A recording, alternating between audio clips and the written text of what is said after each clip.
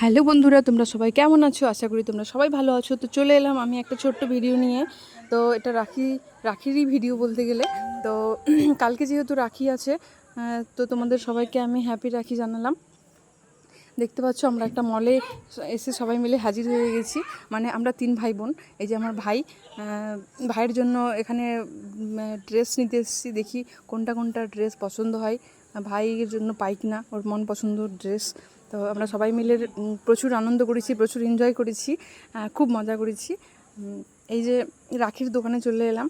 তো রাখির দেখি, কারণ অনেকগুলোই ভাই আছি, কোনটা কোনটা রাখি নেওয়া যায়, কটা রাখি নিই।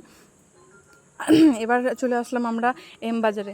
তো এম বাজার থেকেও কয়েকটা টি শার্ট নিয়েছি, কারণ ভাইয়ের কিছু ঠিকঠাক করে পছন্দ হচ্ছে না। আসলে আমরা অন্য জায়গায় মার্কেটিং করতে যাচ্ছিলাম, কিন্তু যাওয়া হয়নি।